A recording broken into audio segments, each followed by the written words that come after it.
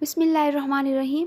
Previous lecture में हमने ये डिस्कस किया था कि सेल थ्योरी कैसे बनी, किन किन साइंटिस्ट ने कंट्रीब्यूशन करके इसको फाइनल शेप दी, और बाद में हमने ये डिस्कस किया कि सेलुलर और सब सेलुलर पार्टिकल्स क्या हैं। आज का जो हमारा टॉपिक है वो है सेलुलर स्ट्रक्चर एंड फंक्शंस। हम जानते हैं कि ये जो तमाम ज़िंदा चीज़ें होती हैं, लिविंग ऑर्गेनिज़म, ये सेल के ऊपर कंसिस्ट करते हैं, और ये सेल जो होता है वो एक्चुअली ऑर्गेनेलीज़ के असेंबल होने से बनता है। अब सवाल पैदा होता है कि ऑर्गेनेली क्या है।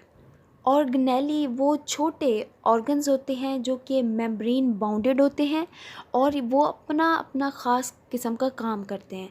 ये सिर्फ़ और सिर्फ यूकैरियोट में ही पाए जाते हैं, आपको कहीं और नहीं दिखाई देंगे।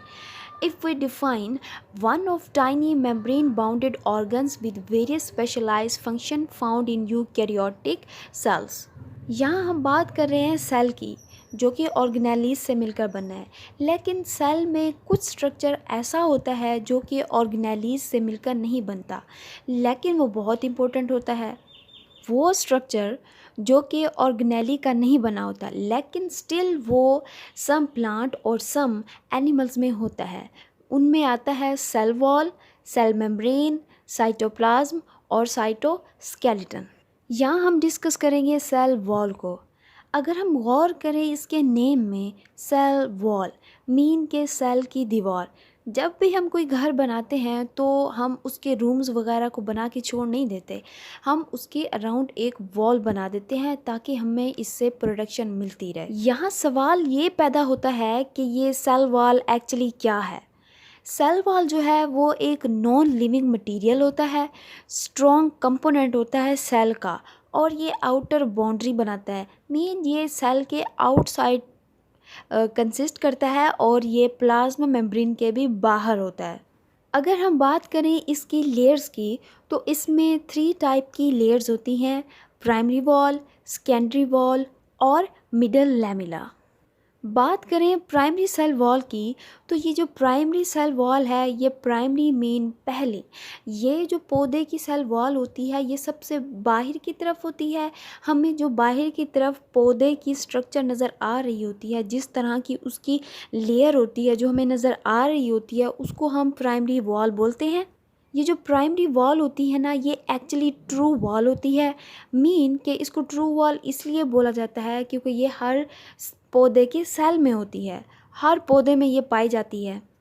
अगर हम इसकी कंपोजिशन की बात करें तो ये सेलुलोज से, हेमीसेलुलोज से और पैक्टिन से बनी होती है। अब पैक्टिन क्या है? पैक्टिन जो है वो एक स्टिकी टाइप का मटेरियल होता है। इस पैक्टिन में प्रोटीन, कैल्शियम और मैग्नीशियम के साल्ट होते हैं। Next, secondary wall. Secondary wall जो होती है ना, ये प्राइमरी वॉल के अंदर की तरफ बनती है, अंदरूनी साइड के ऊपर ये बनती है, और ये प्राइमरी वॉल से थिक होती है, रिजिड होती है, और ये जो कंपोज होती है वो इनऑर्गेनिक साल्ट, सिलिका, वैक्स और क्यूटन लिग्नन की बनी होती है। अब हम बात करते हैं मिडल लैमेला की। इसके नेम से ही जाहिर है, मिडल लैमेला मतलब मिड में पाया जाने वाला मटेरियल।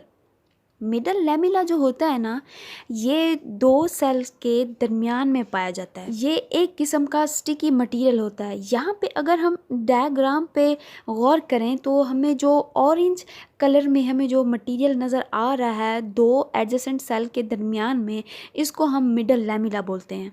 नेक्स्ट जो टर्म है वो हमारे पास प्लाज्मोडेस्माटा की है कि प्लाज्मोडेस्माटा एक्चुअली क्या है। देखें, 2 सेल हैं और उन दोनों सेल की अपनी अपनी सेल वॉल है, और ये इस तरह से आपस में करीब करीब हैं कि ये जो दोनों सेल की सेल वॉल है, इनके दरमियान में पोर्स हैं। अब ये जो पोर्स हैं, इनका काम क्या है? इनका काम ये है कि ये 2 सेल के दरमियान में ट्रांसफॉर्मिंग का काम करते हैं, मटेरियल को एक्सचेंज करवाने का काम करते हैं। इनका जो साइटोप्लाज्म है ना, इन पोर्स के ज़रिए से कनेक्टेड रहता है। कुछ जो प्रोकैरियोट होते हैं या फिर फंजाई होती है, उनकी जो सेल वॉल होती है ना, वो सेलुलोज की नहीं बनी होती।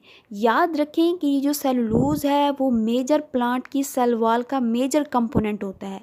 अब ये जो प्रोकैरियोट हैं उनकी जो सेल वॉल है वो पेप्टाइडोग्लाइकन और म्यूरिन की बनी होती है, जबकि ये जो फंजाई होती है इसकी जो सेल वॉल होती है वो काइटिन की बनी होती है। अब ये कौन कौन से फंक्शन परफॉर्म करती है सेल वॉल, वो हम पढ़ लेते हैं। सबसे पहली बात हमें पता है कि ये बाहर की तरफ होती है, तो ये प्रोटेक्शन का काम करती है। नंबर 2 कि ये प्लांट सेल को डेफिनेट शेप देती है। नंबर 3 कि ये सेल को रिजिड रखती है। और जो इसका फोर्थ और मेन इसका फंक्शन वो ये है कि ये मटेरियल को पास थ्रू कर देती है, इसमें कोई ये बैरियर नहीं बनती और इसमें मटेरियल जो होते हैं वो आसानी से एक्सचेंज होते रहते हैं। ये तो था आज का हमारा टॉपिक सेल वॉल के हवाले से। तो उम्मीद करती हूँ आपको समझ आ गई होगी। मिलते हैं नेक्स्ट लेक्चर में, रखिएगा अपना ख्याल। अल्लाह हाफिज़।